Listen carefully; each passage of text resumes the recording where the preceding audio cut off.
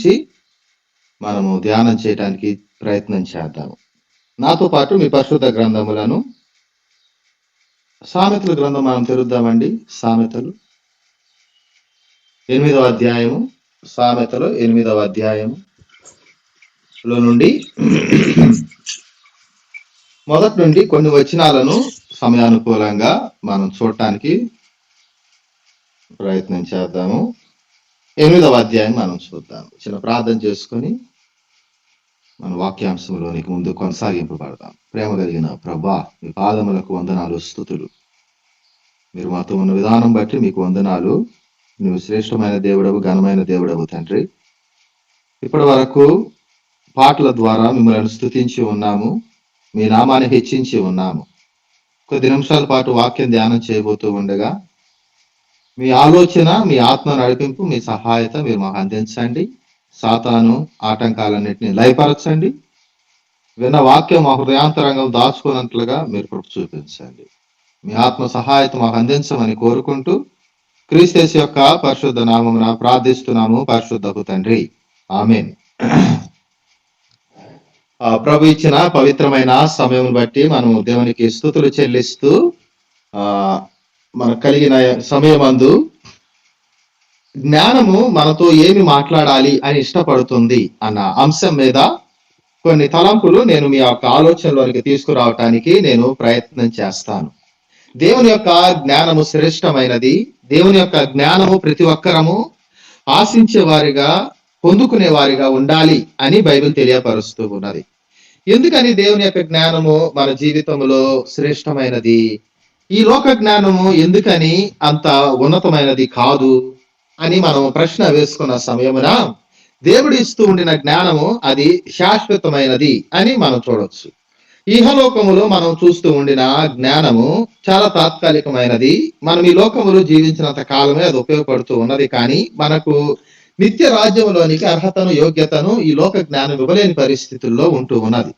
ఎప్పుడైతే ప్రభు ఇస్తూ ఉండిన ఆ పర జ్ఞానమును గురించి, దేవుని యొక్క ఉన్నతమైన ఆలోచన, మనసును గురించి మనం ఆలోచించిన సమయమున ఆయన ఇస్తూ ఉండిన జ్ఞానము, బుద్ధి, తెలివితేటలు, ఆలోచన మనలను నిత్యమైన రాజ్యములోనికి, దేవుని యొక్క సన్నిధిలోనికి తీసుకెళ్ళటానికి అది ఎంతగానో ఉపకారముగా ఉన్నది, ప్రయోజనకరంగా ఉన్నది ఆ జ్ఞానం, దేవుని యొక్క జ్ఞానం. కానీ లోకపరమైన జ్ఞానం గురించి మనము చూసినట్లయితే అదంతా ఈ లోకపరమైన జ్ఞానము మనలను నరకములోనికి తీసుకుని వెళ్ళేదిగా మాత్రమే బైబిల్ తెలియపరుస్తూ ఉన్నది. సొలొమోను ఇశ్రాయేలు జనాంగమునకు, తన ప్రజలకు, తన బిడ్డలకు ప్రస్తుతము జీవిస్తూ ఉండిన ఈ కాలమందు కూడా దేవుని యొక్క జ్ఞానము మీరు పొందుకోవాలి అని ఆయన మారికి అనేకమైన భక్తుల చేత దేవుడు మనతో మాట్లాడుతూ ఉన్నాడు. పాత నిబంధన గ్రంథం మొత్తం మనం చూసినట్లయితే సొలొమోను అందరికన్నా జీవించిన కాలములో, ఆయనతో పాటు తదుపరి కూడా ఆయన తర్వాత జీవించిన జనాంగం అందరిలో సొలొమోను మంచి జ్ఞాని. ఆయనంత జ్ఞానము కలిగిన వారు ఎవరు లేరు అని మనం చూస్తూ ఉన్నాము. పాత నిబంధనలో సామెతలు ఏమిటి, అలాగున్నే ప్రసంగి, పరమగీతాలు, మనము ఈ గ్రంథాలు చదివినప్పుడు సొలొమోనుకు దేవుడు ఎంతటి జ్ఞానం ఇచ్చాడో మనకు కనిపిస్తూ ఉంటది. సామెతల గ్రంథములో కూడా మీరు చదివిన సమయమున వేరే పుస్తకాలన్నీ ఒక విధంగా ఉంటాయి, కానీ సామెతల గ్రంథములోనికి వచ్చేపాటికి ప్రతి అధ్యాయము, ప్రతి వచనము ఒక్కొక్క వ్యత్యాసం మనకు కనిపిస్తూ ఉంటది. అదేమి కంటిన్యూ స్టోరీ లాగా సామెతలు మనకు కనపడవు. పైన జరిగిన సన్నివేశం, సంఘటన మరుసటి వచనము, తర్వాత వచనము లో మనకు కనెక్షన్ అనేది ఏమి ఉండదు. ఇంటర్లింక్ అనేది వచనాల మధ్య ఏమి కనపడదు. కానీ ఆయన ఇస్తూ ఉండిన జ్ఞానం ఏదైతే ఉన్నదో ప్రతి వచనము ఒక లోతైన సత్యాలతో కూడుకున్నదిగా మనము చూడటానికి అవకాశం ఉన్నది. 8వ అధ్యాయములో మనము 1 నుంచి 36 వచనాలు చాలా ప్రాముఖ్యమైనవి, చాలా ఉన్నతమైనది. 8వ అధ్యాయం, సామెతలు 8వ అధ్యాయం చాలా ఇంపార్టెంట్ చాప్టర్. కాబట్టి 8వ అధ్యాయం 1 నుంచి మనం చూసినట్లయితే జ్ఞానం యొక్క గొప్పతనాన్ని సొలొమోను తన బిడ్డలకు ప్రస్తుతం మనకు తెలియపరచడానికి ఇష్టపడుతూ ఉన్నాడండి. జ్ఞానం ఎంత గొప్పది, దేవుడిస్తూ ఉండిన పరలోక జ్ఞానం ఎంత శ్రేష్టమైనది అని మనకు చూపిస్తూ ఉన్నాడు. ఇక్కడ మనకు కలిగిన ఈ కొద్దిపాటి సమయమందు జ్ఞానము ఏమని వేడుకుంటూ ఉన్నది, ప్రకటిస్తూ ఉన్నది అన్న అంశం మీద నేను ముందు కొనసాగింపబడాలని ఇష్టపడుతూ ఉన్నాను. అందులో ఒక 4 విషయాలను నేను మీకు గుర్తు చేయడానికి ఇష్టపడుతూ ఉన్నాను. జ్ఞానము ఏమని వేడుకుంటూ ఉన్నది? మానవుడు వేడుకుంటూ ఉంటాడు, వ్యక్తులు అడుగుతూ ఉంటారు, ప్రార్థిస్తూ ఉంటారు, గోజాడుతూ ఉంటారు.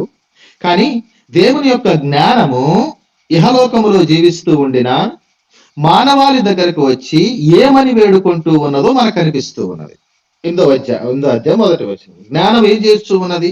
ఘోషించుచూ ఉన్నది, వివేచన తన స్వరమును వినిపించుచూ ఉన్నది.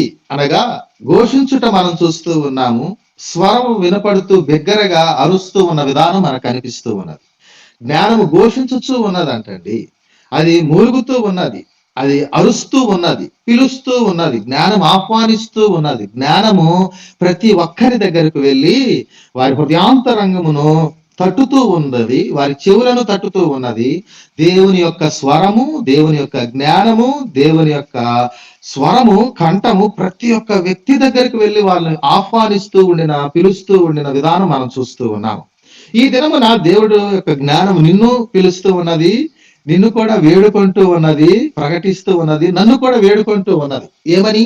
దేవుని స్వరము వినాలని, దేవుని మార్గము తెలుసుకోవాలని, దేవుని గురించి అధికంగా మీరు గ్రహింపు కావాలని, ఆయన మార్గములు మనం నిలిచి ఉండాలని, ఆయన కట్టడలను అనుసరించాలని, ఆచరించాలని, ఆయన వివేకము చేత, ఆయన జ్ఞానము చేత, ఆయన ఆత్మ నడిపింపు చేత మనం ఆయన్ని వెంబడిస్తూ దూరంగా వెళ్ళిపోకుండా అనుసరించే వారిగా ఉండాలి అని నిత్యము నిరంతరము పరిశుద్ధాత్మ దేవుడు తన జ్ఞానము చేత మనకు అంతరంగము నిత్యము మాట్లాడుతూ ఉన్నాడు, గద్దిస్తూ ఉన్నాడు, ఆహ్వానిస్తూ ఉన్నాడు, ప్రోత్సహిస్తూ ఉన్నాడు, పిలుస్తూ ఉన్నాడు. కాబట్టి 8వ అధ్యాయం 1వ వచనంలో మనం చూసినట్లయితే జ్ఞానము ఘోషించుచూ ఉన్నది, మొరపెడుతూ ఉన్నది, అరుస్తూ ఉన్నది, వేడుకుంటూ ఉన్నది, ప్రకటిస్తూ ఉన్నది.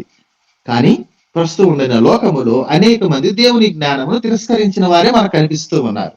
దేవుని జ్ఞానాన్ని అంగీకరించడానికి మానవుడు ఇష్టపడలేదండి. దేవుని జ్ఞానాన్ని స్వీకరించడానికి మానవుడు ఇష్టపడలేదు. విశ్వాసులు మాత్రమే కాదు కానీ ప్రస్తుత విశ్వాసులు కూడా దేవుని యొక్క జ్ఞానమును తెలుసుకోవటానికి ఏ మాత్రము విముఖత చూపిస్తూ ఉన్నట్లు కనపట్టలేదు. కాబట్టి సామెతల్లో సొలొమోను 1వ అధ్యాయము 20వ వచనం మనం ఆలోచించినట్లయితే చూద్దామండి. 1వ అధ్యాయం జ్ఞానము ఎక్కడి నుంచి ఘోషిస్తూ ఉన్నది, ఎక్కడి నుంచి వేడుకుంటూ ఉన్నది, ఎక్కడి నుంచి ప్రకటిస్తూ ఉన్నది? జ్ఞానము 1వ అధ్యాయం 20వ వచనంలో వీధులలో కేకలు వేయచ్చు ఉన్నది, వీధులలో కేకలు వేయచ్చు ఉన్నది, సంత వీధులలో బిగ్గరగా పలుకుచూ ఉన్నది, గొప్ప సందడి గల స్థలములలో ప్రకటన చేయొచ్చు ఉన్నది, పురద్వారములలోను పట్టణములోను జ్ఞానము ప్రచురించుచు తెలియపరచుచు ఉన్నది. ఎక్కడంట? జ్ఞానము వీధులలో కేకలు వేయచ్చు ఉన్నదంటండి, సంత వీధులలో బిగ్గరగా ప్రకటన చేయొచ్చు ఉన్నది, గొప్ప సందడి స్థలములలో ప్రకటన చేయొచ్చు ఉన్నది, పురద్వారముల దగ్గర, పట్టణముల దగ్గర జ్ఞానము ప్రచురణ పరచుచూ ఉన్నది. అనగా దేవుని యొక్క స్వరము, దేవుని యొక్క వాక్యము, దేవుని యొక్క మాటలు, దేవుని యొక్క క్రియలు సాక్ష్యము రూపములో అనేక మంది వ్యక్తుల చేత దేవుని యొక్క తలంపు, క్రియలు, వాక్యము, జ్ఞానము నిత్యము ప్రకటన పరచబడుతూ ఉన్నది. ప్రస్తుత కాలంలో మనం ఆలోచించినట్లయితే జ్ఞానం ఏ విధంగా వేడుకుంటూ ఉన్నది, జ్ఞానం ఏ విధంగా ప్రకటింపబడుతూ ఉన్నది అన్న ఆలోచన అంశము మనం ధ్యానం చేస్తే, ప్రస్తుతము కూడా ప్రతి వీధుల్లోనూ, ప్రతి గ్రామములోనూ, ప్రతి పట్టణాల్లోనూ, ఓపెన్ గ్రౌండ్స్ లో కూడా ఏం చేయొచ్చు ఉన్నదంట? దేవుని జ్ఞానము అన్నది మానవుణ్ణి నిత్యము ఆహ్వానిస్తూనే ఉన్నది. నాకు తెలియదు, దేవుడు అంటే నాకు తెలియదు, దేవుని స్వరం నాకు తెలియదు, ఆయన క్రియలు నాకు తెలియదు అని తప్పించుకోవటానికి అవకాశం లేదు. ఎందుకు? టీవీ ఓపెన్ చేస్తే క్రిస్టియన్ ఛానల్స్ వస్తున్నాయి, ఫోన్ ఓపెన్ చేస్తే క్రిస్టియన్ పోస్టర్స్, వాల్ పోస్టర్స్, దేవుని యొక్క వాక్యం కనిపిస్తూ ఉన్నది. అవును కదా? రోడ్డు మీదకి వెళ్తే పోస్టర్స్ కనిపిస్తూ ఉన్నాయి, దేవుని యొక్క వాక్యం, మందిరాలు వాక్యాలు కనిపిస్తూ ఉన్నాయి. ఎక్కడికి వెళ్ళినా కూడా దేవుని స్వరము అన్నది మనల్ని విడవకుండా మనల్ని వెంబడిస్తూ ఉన్నది. మొట్టమొదటిగా మనం చూస్తూ ఉన్నాము, జ్ఞానము ఏమని వేడుకుంటూ ఉన్నది? జ్ఞానము ప్రకటన చేయొచ్చు ఉన్నది. అసలు జ్ఞానం ఏమని వేడుకుంటూ ఉన్నది? 8వ అధ్యాయము 5వ వచనం మనం చూద్దామండి. సామెతల గ్రంథం 8వ అధ్యాయం 5వ వచనం మనం చూస్తూ ఉన్నాం. జ్ఞానము లేనివారా జ్ఞానము ఎట్టిదైనది తెలుసుకొనుడి, బుద్ధిహీనులారా బుద్ధి ఎట్టైనది యోచించుడి. జ్ఞానము ఎట్టిదైనది తెలుసుకొనుడి, బుద్ధి ఎట్టిదైనది యోచించి చూడుడి. ఏమి చూస్తూ రెండు విషయాలు చూస్తూ ఉన్నామండి. ఒకటి ఏమిటంట బుద్ధి, ఇంకొకటి జ్ఞానం. ఒకటి బుద్ధి, ఇంకొకటి జ్ఞానం. జ్ఞానం ఎట్టిదైనది తెలుసుకొనుడి, యోచించి చూడుడి. తెలుసుకోవాలి, యోచించి చూడాలి. తెలుసుకోవాలి, యోచించి చూడాలి. ఏమని తెలుసుకోవాలి, అసలు ఏమని ఆలోచించాలి అనగా ఈ జ్ఞానం ఎంత గొప్పదో తెలుసుకోవాలంటండి. మనం ఈ జ్ఞానము ఎంత శ్రేష్టమైనదో తెలుసుకోవాలి. ఈ జ్ఞానము ఎంత ఉన్నతమైనదో తెలుసుకుంటే ఆ సమయమున మనం ఆరాధిస్తూ ఉండిన, మనల్ని సృష్టించిన ఆ దేవుడు ఎంత గొప్పవాడో తెలుస్తుంది. దేవుడి గురించిన జ్ఞానం మన హృదయాంతరంగములో లేకుంటే సరైన విధంగా మనం దేవుణ్ణి ఆరాధించలేమండి. దేవుని యొక్క జ్ఞానము ద్వారా మాత్రమే మనం ప్రభువు గురించి తెలుసుకోగలిగాం. మనము దేవుని తెలుసుకోవటానికి కావలసిన జ్ఞానము దేవుడు మనకు అందించాడు. ఆయనను అనుసరించడానికి, ఆయన ఆరాధించడానికి కావాల్సిన జ్ఞానం దేవుడు మనకు అనుగ్రహించాడు. యాకోబు గ్రంథము, యాకోబు పత్రిక తెరుద్దాము. 3వ అధ్యాయము, యాకోబు పత్రిక 3వ అధ్యాయము 13వ వచనం నుంచి చూద్దామండి. యాకోబు పత్రిక మనం చూస్తున్నాం, 3వ అధ్యాయం 13వ వచనం నుంచి. మీలో జ్ఞాన వివేకము గలవాడెవడు? వాడు జ్ఞానముతో కూడిన సాత్వికము కలిగిన వాడై తన యోగ్య ప్రవర్తన వలన తన క్రియలను కనుపరచెను. యోగ్య ప్రవర్తన, క్రియలు. జ్ఞానం ఎట్టిది? మొట్టమొదటిగా జ్ఞానము ఎట్టిదై ఉన్నది? ఎట్టిదై ఉన్నదని తెలుసుకోవాలి, యోచించాలంటే మొట్టమొదటిగా వాడు జ్ఞానముతో కూడిన సాత్వికము కలిగిన వాడై. ఎటువంటిదే జ్ఞానం? ఎటువంటిది అంటండి? జ్ఞానం మనకు కలిగి ఉంటే మనం ఏ విధంగా ఉంటామంట? సాత్వికులుగా ఉంటామంట. సాత్వికము కలిగిన వారై. రెండోది యోగ్య ప్రవర్తన, క్రియల ద్వారా కనిపిస్తుంది. దేవుని యొక్క జ్ఞానం మనకుంటే, దేవుని యొక్క ఆలోచన మనకుంటే, దేవుని యొక్క ఆత్మ నడిపింపు మనకుంటే మనం ఏ విధంగా నడుచుకుంటామంట? సాత్వికము కలిగిన మనస్సుతో నడుచుకుంటాము. రెండోది యోగ్య ప్రవర్తన మన క్రియల రూపంలో బయటకు వస్తూ ఉన్నది. 14వ వచనం, అయితే మీ హృదయములలో సహింప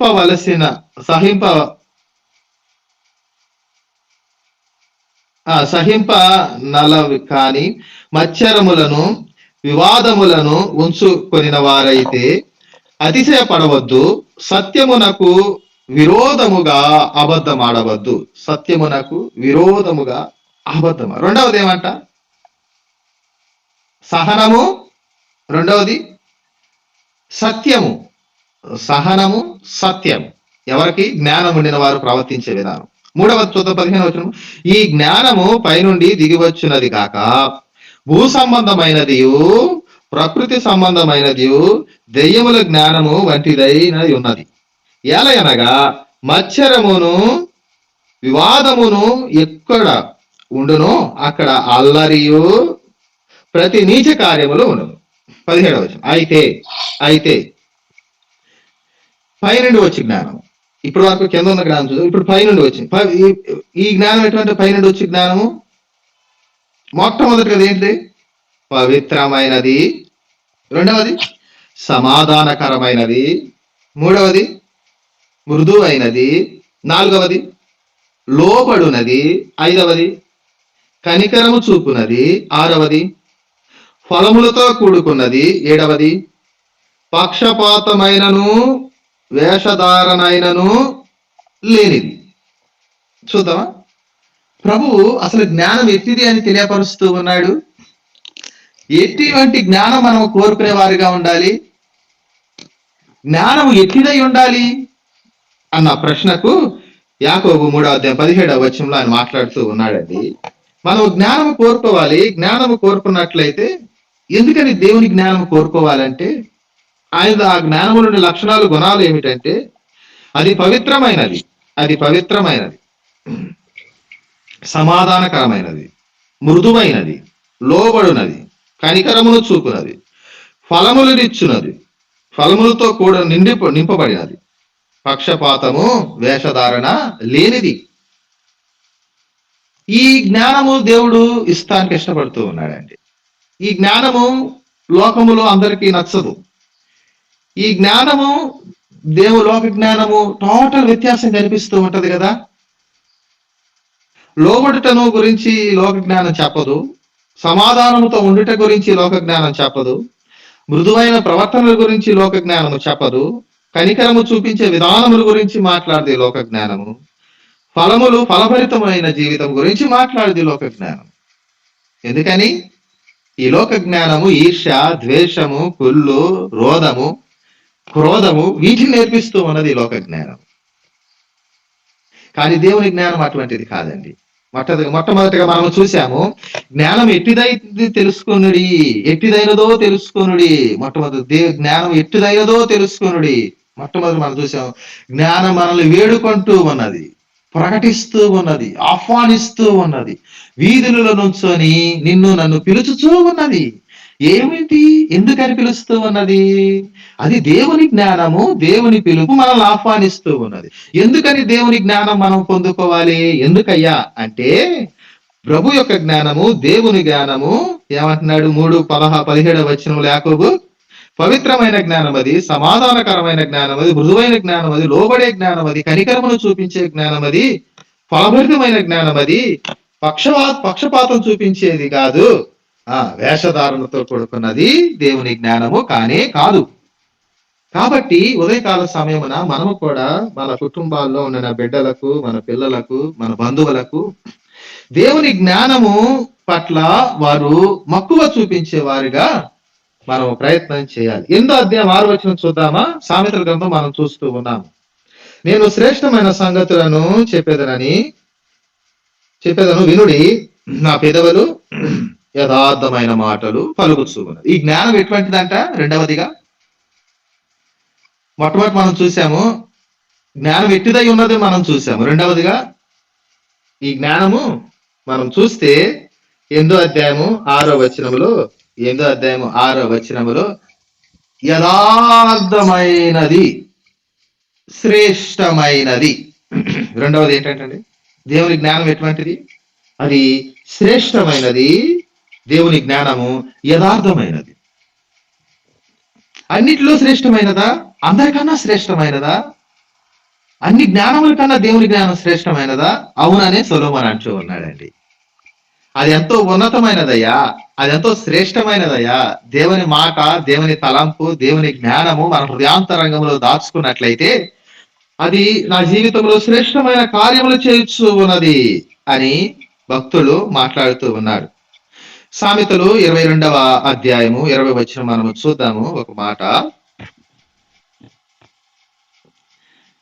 నిన్ను పంపువానికి నీవు సత్యవాక్యములతో ప్రత్యుత్తరం ఇచ్చుచున్నట్లు సత్య ప్రమాణము నీకు తెలియచేయుటకై ఆలోచనయు తెలివియు గల శ్రేష్టమైన సామెతలు నేను నీ కొరకు రచించి తిని. 21వ వచనము, ఆలోచనయు తెలివియు గల. ఏమొస్తుంది? దేవుని జ్ఞానము మనం పొందుకుంటే, దేవుని ధర్మశాస్త్రం మనం ధ్యానిస్తే, దేవుని యొక్క మాటలను మనం నిత్యము అనుసరించి ఆచరించిన ఎడల మనకి ఏమొస్తుందయ్యా అని మనం చూస్తే 21వ వచనము, ఆలోచనయు తెలివియు గల శ్రేష్టమైన. ఏమిటంటే దేవుని వాక్యం ఎటువంటిది? మనకు ఆలోచన ఇచ్చుచూ ఉన్నది, మనకు తెలివితేటలను ఇచ్చుచూ ఉన్నది. అది శ్రేష్టమైన వాక్యము. శ్రేష్టమైన వాక్యము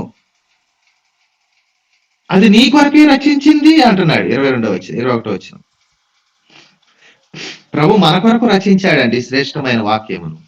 శ్రేష్టమైన జ్ఞానము చేత మన అంతరంగము నింపబడాలి అన్నది దేవుని యొక్క ఆలోచన, దేవుని యొక్క తలంపుగా ఉన్నది. మనం ఇటువంటి ఉన్నతమైన శ్రేష్టమైన జ్ఞానమును ఉదయకాల సమయమునే మనము అంగీకరించుట, ధ్యానం చేయుట, అది మన జీవితంలో ఉన్నతమైన క్రియ అండి. అది ఉన్నతమైన కార్యం అని నేను విశ్వసిస్తూ ఉన్నా. ఈ అవకాశం అందరికీ ఉంటది, ఈ తరుణం అందరికీ ఉంటది, ఈ ఫెసిలిటీస్ అన్ని దేవుడిస్తూ ఉంటాడు అందరికి. దెన్ ఆల్సో మనము ఆయనకి ఇవ్వాల్సిన ఇంపార్టెన్స్, ఆయనకి ఇవ్వాల్సిన సమర్పణ జీవితము, త్యాగపూరితమైన జీవితము మానవాళిగా అనేక సార్లు మనము ఆయనకి ఇవ్వాల్సినంత ఇంపార్టెన్స్ ఇవ్వము. అన్ని అనుకూలంగా ఉంటాయి, అన్ని కలిగి ఉంటాం. అన్నను కూడా ఆయన మనకు కొన్నిసార్లు అంత ఇంపార్టెన్స్ ఇవ్వం. కానీ దేవుని జ్ఞానం అయితే నిన్ను నన్ను వదలకులా. దేవుని ఆహ్వాన పత్రిక అయితే మనం విడిచిపెడతల్లా. అవునా? రక్షణ పొందనంత వరకు, మారు మనస్సు లేనంత వరకు దేవుడు సేవకులతో, ఇంట్లో పెద్దలతో, బయట సంఘస్థులతో వారితో మాట్లాడుతూ ఉంటాడు. ఏమని? రక్షణ తీసుకో, మారు మనసు పొందు, అవునా, దేవుని నమ్ము, బాప్తిసం తీసుకో, సంఘంలో నిలువు అని రక్షణ కొరకు దేవుడి జ్ఞానం మాట్లాడుతూ ఉంటుంది అనేక మంది వ్యక్తుల చేత. అవును కదా? రక్షణ నిమిత్తము మారు మనస్సు కొరకు దేవుడు ఎక్కడో చోట ఏదో విధంగా మాట్లాడతాడు. ఫోన్ తీసినప్పుడు వాక్యం వినిపించటం, రోడ్డు మీద వెళ్తున్నప్పుడు మైక్ లో ఎక్కడో చోట వాక్యం వినిపించటం, రోడ్డు మీద వెళ్తున్నప్పుడు సువార్త పత్రికల ద్వారా వాక్యం వినిపించటం, ఏదో విధంగా దేవుడి జ్ఞానం చేత పట్టుకుంటాడు. మంచిదే, సంతోషం. బాప్తిసం అనుభవం వచ్చింది, సంఘంలో జోడుకుపడ్డం, రక్షణ అనుభవం వచ్చింది. సంఘంలోనికి వచ్చిన తర్వాత ఇప్పుడు దేవుని జ్ఞానం ఇంకా ముఖ్యం. ఇప్పటి వరకు నువ్వు పొందుకున్నది రక్షణ జ్ఞానం మాత్రమే, మారు మనసు పశ్చాత్తాప జ్ఞానం మాత్రమే. అవునా? మొట్టమొదటి మెట్టి ఎక్కిన తర్వాత రెండో మెట్టి ఎక్కాలి. లోపల సంఘంలో జోడింపబడ్డ తర్వాత మనము దేవునిలో మనము నిలిచి ఉండి ఎలాగు నడవగలము, ఎలాగు వెంబడించుట, ఎలాగు ఆయనను అనుసరించుట, ఎలాగు ఆయనను ఆరాధించుట అన్న జ్ఞానము దేవుడు తన వాక్య లేఖనాల ద్వారా భక్తుల చేత దేవుడు మనతో మాట్లాడుతూ ఉంటాడు. అదే ప్రకారంగా ఈ యాత్ర కొనసాగింపబడాలి అంటే ప్రతి దినము దేవుని జ్ఞానం అవసరము. అదే మనం చూస్తూ ఉన్నామండి. ఎందుకంటే అది శ్రేష్టమైనది. 21వ వచనంలో ఆలోచనయు తెలివియు గల శ్రేష్టమైన సామెత. ఈ జ్ఞానము మనము ధ్యానం చేస్తే అది మన హృదయాంతరంగములో శ్రేష్టమైన కార్యాలు చేస్తుందంట. శ్రేష్టమైన క్రియలు చేస్తుంది. 23:16 కూడా చూద్దామా?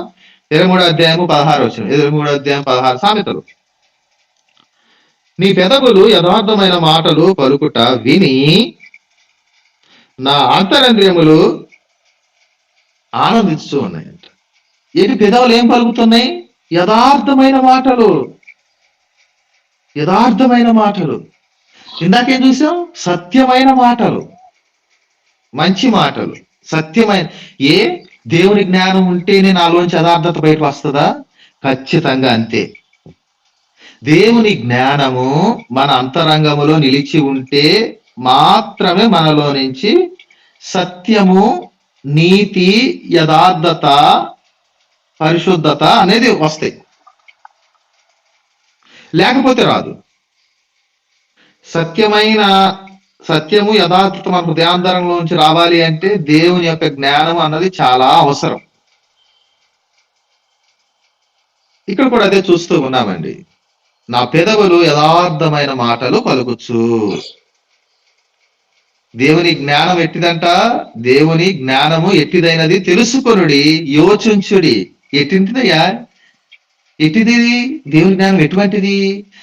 ఆ జ్ఞానం మనం పొందుకుంటే యథార్థత, పెదవుల మీద నుంచి యథార్థమైన మాటలు రావటానికి అవకాశం ఉన్నది. 8వ అధ్యాయం 7వ వచనం చూద్దాము. సామెతలు 8:7 వచనం. సామెతలు. నా నోరు సత్యమైన మాటలు పలుకును, దుష్టత్వము నా పెదవులకు అసహ్యము. దుష్టత్వము నా పెదవులకు అసహ్యము. ఇందాకేం చూసాము? మొట్టమొదటిగా యథార్థమైన మాటలు వస్తాయి, జ్ఞానం మన హృదయాంతరంగంలో నిలిచి ఉంటే. రెండవది సత్యమైన మాటలు వస్తాయి, సత్యమైన ప్రవర్తన మనలో నుంచి రావటానికి అవకాశం ఉన్నది. మూడవది చూద్దామా? 8వ అధ్యాయం 8, 9 వచనం 2 కలిపి చూద్దాము. నా నోటి మాటలన్నీ నీతి గలవి, వాటిలో మూర్ఖత్వమైనను కుటిలత్వమైనను లేదు. మూర్ఖత్వము, కుటిలత్వం లేదు. అవన్నీ వివేకికి తెలియను, తేటగాను తెలియనొందిన వాటికి యథార్థముగాను ఉన్నవి. 8వ వచనం 9వ వచనం మనం చూస్తూ ఉన్నామండి. ఈ 2 వచనాలు మనం చూసిన సమయమున మూడవదిగా ఆయన మొట్టమొదటిగా పెదాల గురించి మాట్లాడాడు, యథార్థమైన మాటలు. రెండవది నోరు గురించి మాట్లాడు 8, 7వ వచనంలో. సత్యమైన నోరు, సత్యమైన నోరు, నోరు సత్యమైన మాటలు పలుకుతూ ఉన్నది. 3వ వచనం, నా నోటి మాటలన్నిటిలోనూ ఏమున్నదంట? నీతి. నోటి మాటలు ఏమున్నది? నీతి గలవి. నీతి గలవి మాటలన్నీ నీతి. నీతి. ప్రభు ఎలా చేశాడు? మనల్ని నీతిమంతులుగా చేశాడు. నీతిమంతులుగా చేశాడు. అయితే మన మాటలన్నీ నీతి గలవి. ఏమి లేదు? మూర్ఖత్వమైనను లేదు, కుటిలత్వమైనను లేదు. అటువంటి నీతి కలిగిన మాటలు మనలో నుంచి వస్తాయా? ప్రభు అది ఆశిస్తూ ఉన్నాడండి. ఒకవేళ దేవుని జ్ఞానము చేత మన అంతరంగం నింపబడి ఉంటే మన నోటి నుంచి వచ్చే మాటలన్నీ మూర్ఖత్వముతో రావు, కుటిలత్వముతో రావు, ద్వంద్వ ఆలోచనలతో, ద్వంద్వ తలంపులతో మనం పరిస్థితుల్ని, స్థితిగతుల్లో మనం వ్యవహరించము. ఎందుకని? దేవుని జ్ఞానము నా అంతరంగంలో ఉన్నది కాబట్టి యథార్థత వస్తుంది, నీతి వస్తుంది, న్యాయం వస్తుంది, పరిశుద్ధత వస్తుంది. అటువంటి తలంపులు మనము ప్రకటించడానికి అవకాశం ఉన్నది. పాత నిబంధనల గ్రంథంలో కూడా దేవుని జ్ఞానము ప్రకటించాడండి ఒక వ్యక్తి. ఎటువంటి ఎదురుచూపు లేనప్పుడు ప్రకటించాడు, ఎటువంటి నిరీక్షణ లేనప్పుడు ప్రకటించాడు, ఎటువంటి సాక్ష్యం రుజువు చేసుకోలేని స్థితిలో ఉన్నప్పుడు దేవుని జ్ఞానమును ప్రకటించాడు ఒక వ్యక్తి. దేవుడు ఆయనతో మాట్లాడిన జ్ఞానమును ఆయన చూసి అందరూ వెర్రివాడు అన్నారు, ఆయన చూసి అందరూ నవ్వుకున్నారు, ఆయన కుటుంబాన్ని చూసి అందరూ గేలి చేశారు. చివరకు సరైన సమయానికి దేవుడు కొండపోతగా వర్షం కురిపించాడు. అన్ని సముద్రాల నదులన్నీ పొంగిపోయినాయి, భూమి అంతా మునిగిపోయింది. అరారాత్ పర్వతం దగ్గర ఆ వాడ ఆగింది. ఆ దినం అంతటిలో దేవుడు అంటూ ఉన్నాడు, ఈ కాలం అంతటిలో ఎవరు నాకు నీతిమంతుడు కనపడలేదయ్యా. ఎవరు కనిపించాడయ్యా? నోవాహు మాత్రమే కనిపించాడు నీతిమంతుడిగా. ఎంతమంది జనాంగంలో నీతిమంతుడు ఉన్నాడు అక్కడు? భూమి అంతటి మీద అనేక మంది, లక్షల మందిలో దేవునికి నీతిమంతుడిగా, యథార్థవంతుడిగా నోవాహు మాత్రమే కనిపించాడు. అప్పటి వరకు లోకం అంతటికి నోవాహు ఏ విధంగా కనిపించాడు? వెర్రివాడి వల్లే కనిపించాడు, పిచ్చోడి వల్లే కనిపించాడు. ఎర్రటి ఎండ వస్తుంటే ఈయనేంటి ఇంత పెద్ద నావ తయారు చేస్తున్నాడే, పని లేదా అనుకున్నారు. అవునా? ఈ తయారు చేసిందే కాక మమ్మల్ని కూడా ఎక్కమంటున్నాడు ఏంటి అని ఈయన జ్ఞానం చూసి అందరూ అపహాసించుకున్నారు. లోక జ్ఞానం నవ్వుకుంది నోవాహును చూసి, ఆయన ఇచ్చిన ప్రకటన చూసి, ఆహ్వాన పత్రికను చూసి, పిలుపును చూసి. ఈ దినమున కూడా సువార్త ప్రకటిస్తూ ఉన్న సమయమున అవిశ్వాసులకు ఇది వెర్రితనంగా కనిపిస్తుంది. దేవుని వాక్యము వెర్రితనంగా కనిపిస్తుంది ఈ లోకానికి. నోవాహు కాలం ముందు కూడా నోవాహు ప్రకటన చేసినప్పుడు దేవుని యొక్క వాక్యం వెర్రితనంగానే జనానికి కనిపించింది. దేవుని దృష్టిలో నీతిమంతుడిగా నోవాహు కనిపించాడు. ఈ దినమున కూడా ఈ లోకము దృష్టిలో దేవుని జ్ఞానం వెర్రితనమే, కానీ దేవుని దృష్టిలో నీ ప్రవర్తన నీతిగా ఉన్నట్లయితే మనము నీతిమంతులుగా దేవుడు చూస్తూ ఉన్నాడండి. దేవుని దృష్టిలో ఏది ఘనమైందో మనం ఆలోచించాలి, దేవుని జ్ఞానములో ఏది ఉన్నతమైందో ఆలోచించాలి. ముగిస్తాను, సమయం అవుతుంది. 8వ అధ్యాయం 10వ వచనం చూద్దాము. 10 భాగం చూసి ముగిస్తాను. వెండికి ఆశపడక నా ఉపదేశం అంగీకరించుడి, మేలిమి బంగారు నశింపక తెలివి నొందుడి. జ్ఞానము ముత్యముల కన్నా శ్రేష్టమైనది, విలువగల శక్తి లేవికి దానితో సాటి రావు. ఎంత విలువ ఇస్తున్నాడు, ఎంత ఇంపార్టెన్స్ ఇస్తున్నాడు. లోక సంపదల కన్నా దేవుని జ్ఞానము శ్రేష్టమైనది అని సొలొమోను చెప్తున్నాడు. వెండి కన్నా, బంగారం కన్నా, వజ్రాల కన్నా, వైడూరాల కన్నా దేవుని యొక్క జ్ఞానం శ్రేష్టత్వమును సొలొమోను తెలియపరుస్తూ ఉన్నాడండి. ఈ ఉదయకాల సమయమున ప్రభు ఇచ్చిన ఈ సమయం బట్టి మనం దేవునికి స్తుతులు చెల్లిద్దాం. ఉదయాన్నే మనం దేవుని జ్ఞానమును ధ్యానం చేయటానికి మీకు ఇచ్చిన దేవుడు ఇచ్చిన ఆత్మ నడిపింపు బట్టి నేను దేవునికి స్తుతులు చెల్లిస్తూ ఉన్నాను. జ్ఞానము ఏమని అందరినీ వేడుకుంటుంది. నిన్ను, నన్ను, మన బిడ్డల్ని, మనం ముందు ఉన్న తరాలు వేడుకుంది జ్ఞానము. ఫస్ట్ మనల్ని వేడుకుంటుంది జ్ఞానము. మన తర్వాత జనరేషన్ కూడా దేవుడి జ్ఞానం వేడుకుంటూనే ఉంటది, ప్రకటింపబడతానే ఉంటది. కాకపోతే మనది ఏంటంటే క్వశ్చన్ మార్క్, మనం ఆ జ్ఞానమును అంగీకరించామా లేదా, ఆ జ్ఞానం ప్రకారం మనం వెంబడించామా లేదా, ఆ జ్ఞానమును అంగీకరించి దానికి అనుకూలంగా నడుచుకున్నామా లేదా. ఒకవేళ నడుచుకున్నట్లయితే దేవుడు మనల్ని గణపరుస్తానంటున్నాడు, శ్రేష్టమైన ఈవుల చేత మనల్ని తృప్తిపరుస్తానంటున్నాడు, ఆయన రాజ్యంలో కిరీటములు దయచేసి మనల్ని గణపరుస్తాను అని అంటూ ఉన్నాడు. నీ బట్టి దేవుని నామం మహిమపరచబడుతుంది అంటూ ఉన్నాడు. ఒకవేళ లేదయ్యా జ్ఞానం నాకు వద్దు, దూరం అయిపోతానంటే, నోవాహు యొక్క కాలంలో కూడా అనేక మంది దేవుని జ్ఞానాన్ని విసర్జించారు. వారు ఏం పేరు మనం చూస్తూ ఉన్నాము. నోవాహు ఆ తరం అంతటిలో ఆయన నీతిమంతుడుగా దేవుని దృష్టికి కనపడ్డాడు. ఈ తరములో కూడా మనము దేవుని దృష్టికి నీతిమంతులు కనపడాలి అన్న ఆలోచన, తపన, ఆశ మనం అందరూ కలిగి ఉన్న సమయమున దేవుని యొక్క జ్ఞానం ఎట్టిదై ఉన్నది అని మనం తెలుసుకున్నామండి. మొట్టమొదటిగా పెదవులు యథార్థమైన మాటలు పలుకుతాయి దేవుని జ్ఞానం నీలో నాలో ఉంటే. రెండవదిగా నా నోరు సత్యమైన మాటలు పలుకిద్ది. దేవుని జ్ఞానం మనలో ఉంటే మన నోరు సత్యమైన మాటలు పలికిద్ది. దేవుని జ్ఞానం మనలో ఉంటే నా నోటి మాటలన్నీ నీతి గల మాటలే పలుకుతాయి. మూడవదిగా. నాలుగవదిగా మనం చూస్తే దేవుని జ్ఞానం మనలో ఉంటే లోక సంబంధము లోక సంపదలన్నిటికన్నా దేవుని జ్ఞానమే శ్రేష్టమైనది అని మనం విశ్వసిస్తాము, నమ్ముతాము. కాబట్టి దేవుని జ్ఞానం ఆశిస్తూ మనము మన కుటుంబాలు, బంధువులు, రక్త సంబంధులు ఆయన జ్ఞానానికి మనం ఇంపార్టెన్స్ ఇద్దామండి. అన్నిటి ఇంకా దేవుడే మనకి దయచేస్తాడు. దేవుడి మాటలు దీవించును గాక. ఆమేన్. చిన్న ప్రార్థన చేసుకుందాం. ప్రేమగా అయిన ప్రభు, మీ పాదాలకు వందనములు, స్తుతులు. మీ వాక్య జ్ఞానములో నుంచి మీరు మాతో మాట్లాడిన మాటలు బట్టి మీకే వందనాలు, స్తుతులు చెల్లిస్తూ ఉన్నాము. వినిన వాక్యం మా హృదయాంతరంగంలో ఫలభరితంగా దీవించండి, ఆశీర్వదించండి. ప్రతి కుటుంబానికి మీరు తోడుగా నీడగా ఉండమని కోరుకుంటూ క్రీస్తు యొక్క పరిశుద్ధ నామమున ప్రార్థించి వేడుకుంటున్నాము, పరిశుద్ధపు తండ్రి. ఆమేన్. ఆమేన్.